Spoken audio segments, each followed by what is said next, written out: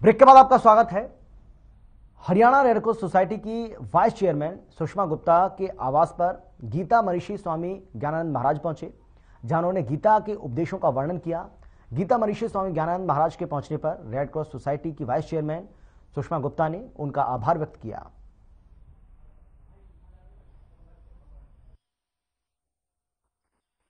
गीता मनीषी स्वामी ज्ञानानंद महाराज आज अपने busy schedule में से समय निकालकर चंडीगढ़ पहुंचे हैं। सर, सबसे पहले तो बहुत बहुत शुभकामनाएं आपको अंतर्राष्ट्रीय गीता महोत्सव के लिए। और सबसे पहले ये बताएं कि क्या प्रयोजन था यहाँ आज आने का। वास्तव में चंडीगढ़ में आज सेक्टर 23 में 3 दिन का गीता महोत्सव ही है, गीता सत्संग के रूप में। गीता जयंती के उपलक्ष्य में ही, क्योंकि कुछ कार्यक्रम पूर्व में हो गए और कुछ अब ये चंडीगढ़ में इस रूप में है, गीता चिंतन, गीता सत्संग। उसी क्रम में आज चंडीगढ़ सत्संग आयोजन से पूर्व यहाँ सुषमा गुप्ता जी, प्रमोद गुप्ता जी के आवास पर कुछ समय के लिए रुकना हुआ। और यहाँ भी केवल इसी बात पर थोड़ी चर्चा हुई कि हम सब, क्योंकि अलग अलग क्षेत्रों के लोग यहाँ उपस्थित हैं, तो हम सब जहाँ जहाँ हैं वहाँ हमारा कर्तव्य क्या है और हम अपने कर्तव्य को अच्छे ढंग से निर्वहन करने के लिए अपने बेस्ट कैसे दे सकते हैं।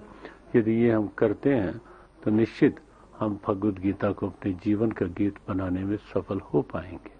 सर, 1 वर्ष के अंतराल के बाद जो है अंतर्राष्ट्रीय गीता महोत्सव का आयोजन किया गया। बीती 2 दिसंबर से लेकर आगामी 19 दिसंबर तक कार्यक्रम चलेगा। कैसा रिस्पांस रहा इस बार की गीता जयंती का? जी, वास्तव में इस बार गीता महोत्सव एक अच्छे उत्साह, उल्लास, भाव, सद्भाव के साथ संपन्न हुआ।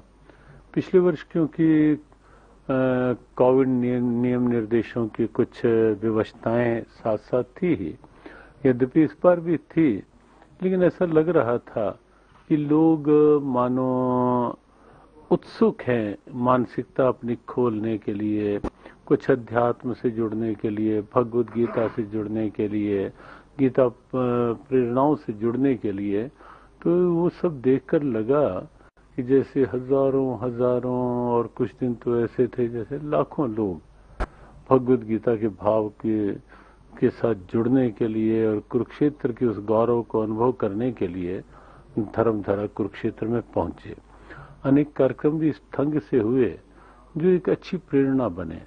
जैसे गीता जयंती के दिन दोपहर को गीता पाठ का जो कार्यक्रम था, उस पाठ में हरियाणा भर से लगभग 55,000 से अधिक युवान उस पाठ के साथ जुड़े। अधिकतर प्रांत के स्कूलों में भगवद गीता को लेकर प्रतियोगिताएं हुई। कहीं लेखन प्रतियोगिता, कहीं निबंध प्रतियोगिता, कहीं श्लोक उच्चारण प्रतियोगिता, कहीं गीता के भावों को लेकर पेंटिंग प्रतियोगिता। तो बच्चे किसी न किसी रूप में गीता से जुड़े। तो ये एक बड़ा सार्थक और सफल प्रयास भी पूरे प्रांत में रहा। और कुरुक्षेत्र में तो अनेक गोष्ठियां हुई, अनेक सेमिनार्स हुए और उसमें केवल थीम भगवद गीता, सद्भावना, भगवद गीता और आजादी का अमृत महोत्सव, ये सब लेकर के एक अच्छी पहल थी। सर, गीता को पाठ्यक्रम में भी ऐड किया जा रहा है। इसकी घोषणा, ऐलान जो है बाकायदा मुख्यमंत्री मनोहर लाल ने भी स्टेज से किया था। किस तरीके से देखते हैं कि जो आगामी आने वाली जनरेशन है उस पर कितना प्रभाव और कितना असर जो है, सार्थक असर देखने को मिलेगा जनरेशन पे अगर गीता को पाठ्यक्रम में जोड़ा जाता है?